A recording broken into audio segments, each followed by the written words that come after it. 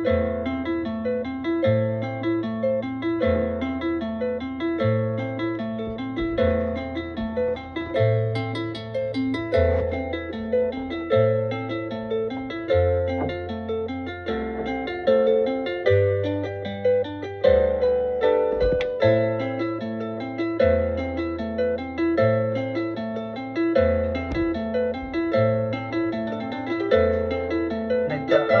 pa ang mga araw at ang landas mo'y naligaw.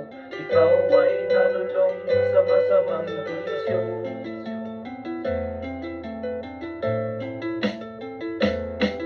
At ang una mong nilapitan ng iyong inang lumuluha. At ang tanong, anak, ba't ka nagkaganyan?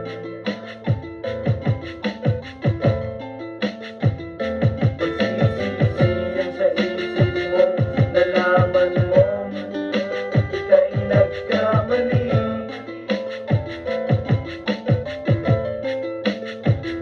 Pagsisisiyan sa isip mo, nalaman mo ika'y nagkamali. Yo, yo, yo, mga kwento ko, eto ngayon ang istorya. Simula pagkabata kasama ko aking barkada. Mga kamay ko nanginginig sa sobra na.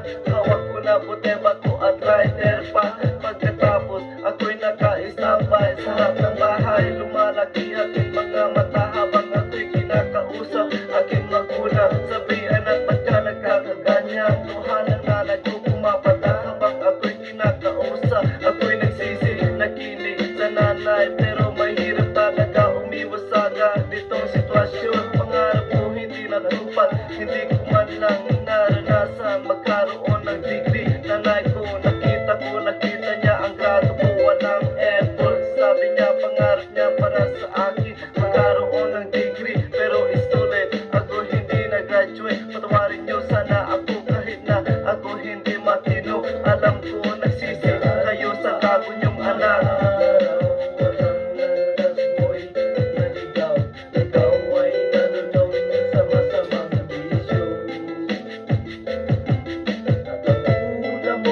Nilapitan ng iyong inang lumuluha. At ang tanong, anak, ba't ka nagkaganyan? Pagsisisiyan sa isip mo, nalaman mo ika'y nagkamali.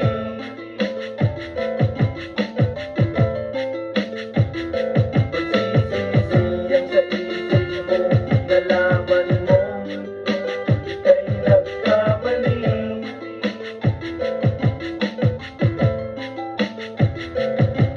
Naalala ko pa nung ako'y bata pa, magulang ko'y laking tuwa at ako'y alarang-alaga. Ako'y sumupa ako mula sa bahay hanggang eskwela, pero nung tumapak ako sa high school, nagkaroon ng ibang barkada. Ugali ko daw bigla na nag-iba, malaking pangarap ng aking magulang magkaroon ng diploma at may grado sa kolehiyala, pero hindi ko natupad dahil baon sa droga. Hinayaan ko na di kumanta sa lahat ng aking klase, mas pinili ko pang kasama ang barkada at mag-joking. Wala naman ang utak, lagi na lang nakangiti. Alam ko na nasa huli ang pagsisisi. Walang trabaho at sa mataas ako'y tumatakbo, nagtatago, pero ayoko na ng ganito.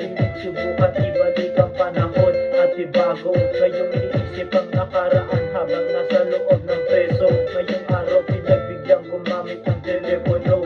Una at huli kong tinawagan ay magulang ko. Tay, pamanin niyo po ako sa ginawa ko. Luha ni inay aking nadama habang pumapatak. Huling narinig ko sa kanila, kahit